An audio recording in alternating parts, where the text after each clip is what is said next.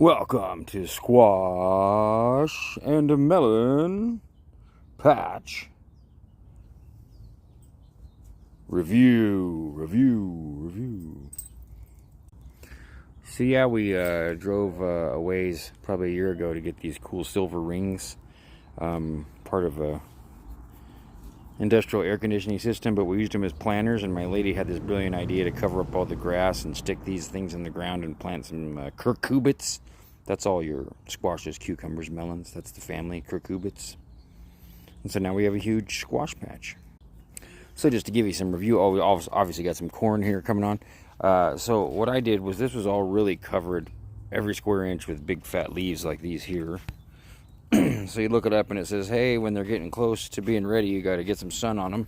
So you trim a bunch of leaves back, and then you get rid of all the flowers if you think you have enough fruit, and God knows we have enough fruit for the two of us and whoever we're going to share with, although these two people also eat a lot of squash.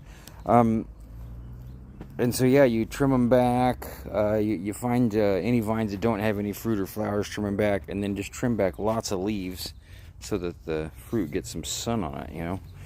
And we're not going to do a whole garden tour today, but I know when I did the running garden tour a few years ago, probably could trim back even more in this area. See how covered that is? So there's probably a lot of fruit under there that I could potentially uncover. Let's see, you got some watermelon over here. See, the watermelon plants didn't take off as much as the butternut squash. You can see there's a lot of cantaloupes in this area, which is exciting. If you don't like cantaloupe, you can unfollow now. That's okay.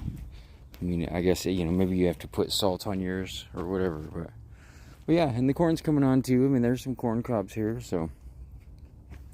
And we do have a large selection of other gardening things. But yeah, look at all those cantaloupes right there. Those are getting close. Check that out. But then if you look through here, I mean, there's just squashes everywhere. And I may thin it out. The thing is, the other thing I guess I should mention is it says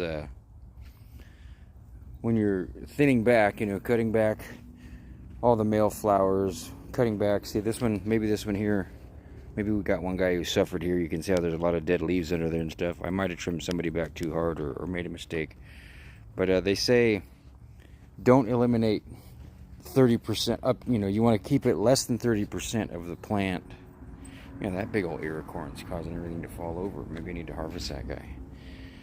Anyways, but yeah, so, you know, you trim back all the leaves, trim back any empty vines, but keep it to 30% or less. And I think I succeeded, because nobody dropped dead on me, except for maybe this guy, huh?